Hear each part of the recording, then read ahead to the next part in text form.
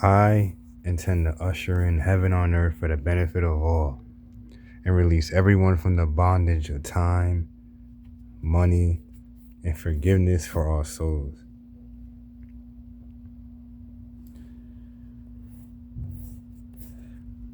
You can hope for consciousness to raise on its own, even though that's how it should go, even though that's how it naturally always was.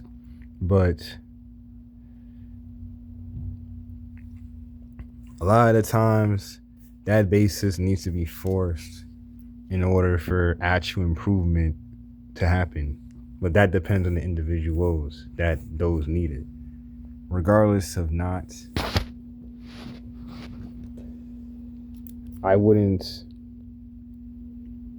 knock anything that comes from certain people or certain sources. Like, take this for example, right? Well, let me start from here.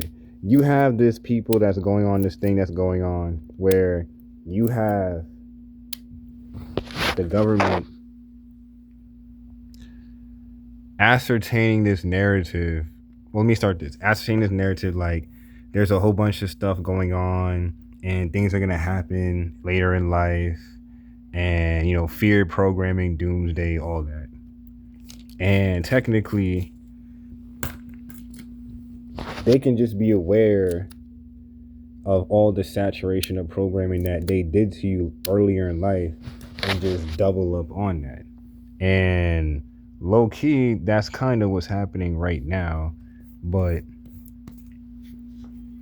well, let's say, for example, they give you doomsday programming in movies and all the depiction of TV shows, but every time when they say something's going to happen or when something's supposed to go down to the citizens, it's never actually that serious.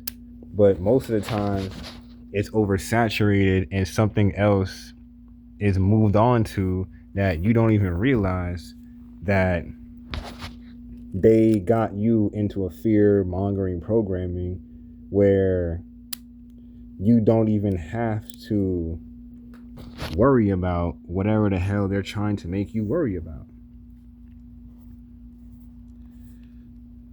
For example, another example, there was supposed to be a big giant snowstorm that was supposed to hit the whole US, and even though in certain areas it was probably, certain areas it was probably pretty big, but not, it wasn't as serious as they're making. Like, it's record breaking, we're all gonna be snowed in.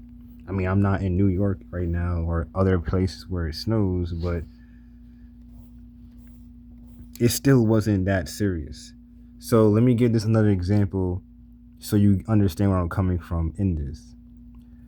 If anyone out there has ever made any type of depiction or inclination to individuals that if a certain individual is not being suppressed or halted or, fuck their entire life, let's fuck it up, let's all gang up on one person type of ass fucking shit, that type of shit.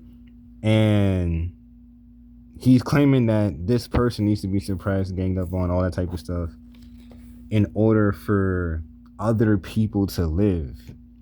And you, the people itself, don't realize that that's still even if that was true, that's you ascertaining negative mindsets in order to save yourself. That's selfishality. So if there's some spiritual sense that everyone acts like they just got all together, what makes you think that intention is going to be read exactly as what it actually is, not what you thought, oh, we're all doing this for this intentions, but what are the actual intentions?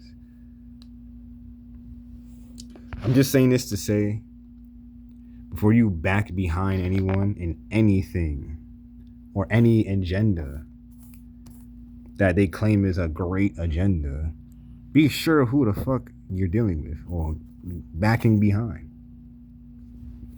I do. I would do that anything that you would deal with, but not everyone's the same. Not everyone is willing to be sure of who they're willing to back and stand behind. But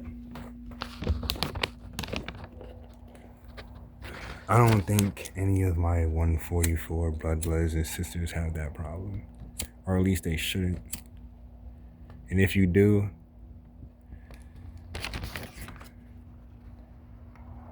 give more power to the basis of resignation, and that the universe will guide you away from anything that's not for you and whatever that's supposed to benefit you down the line. It always has with me, and I'm sure it will with you too. So, blood thick.